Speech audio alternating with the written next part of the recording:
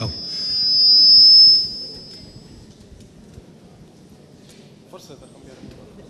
Let's try this one. Binding commitments on the developing world and a transfer of support to the developing world. It's also our position that we don't think that's really enough. It's seen as the answer because it's assumed that if countries commit at Copenhagen to, say, some binding target, therefore that will happen. The question is, how? And we equally focus on trying also to propose, and we are proposing at Copenhagen, a series of what we call building blocks of other agreements on the how. So in addition, we're proposing that we have an agreement on energy efficiency, we have an agreement on renewable energy, we have agreement on forest and land use, and we have agreement on adaptation. All outside of the Kyoto concept, but rather how you're going to do it. And most importantly, we advocate the Kyoto Treaty would begin in 2013. Policy is not keeping up with climate science. We need to begin now, and we propose these building blocks of action that countries could take to begin immediately after Copenhagen. We don't think you can wait to 2013. And so we're trying to do, in a sense, both. Bring countries together in a common idea, and to also have these actionable items that we can begin on right now.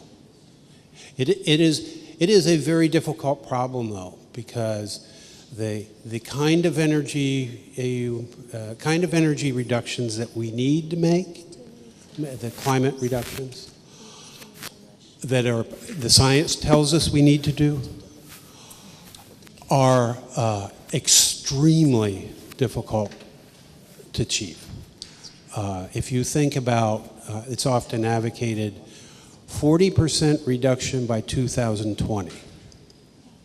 So if it starts in 2013, and it's 7 or 8 years, that's a 5% reduction in emissions every year.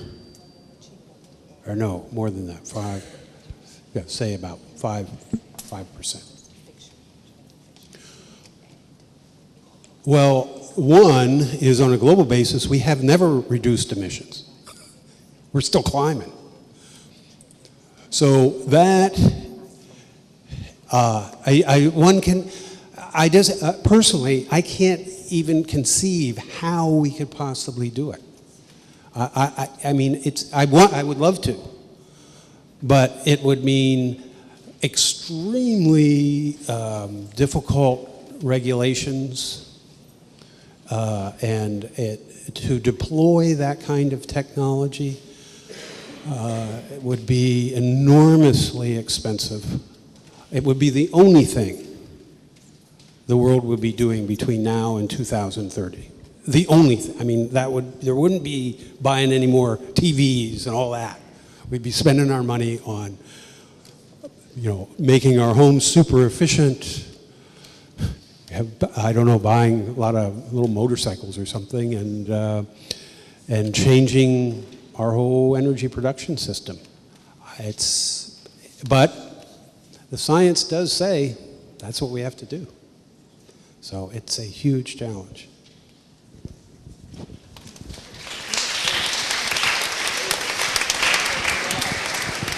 Let me ask you a question.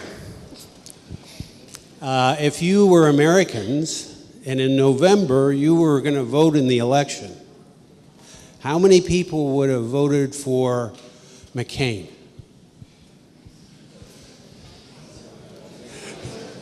Okay.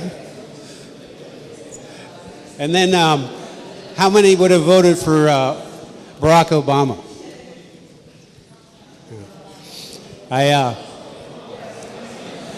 Barack Obama is he's very popular in the United States. He's popular with, of course, all the Democrats. And he's popular with many independents, and some Republicans.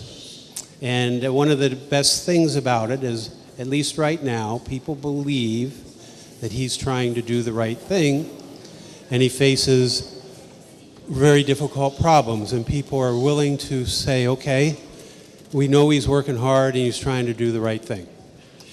But of course, in the US, there's 25% of people who are, the United States is a very conservative country, and so they think he's, a socialist or a communist or something like that.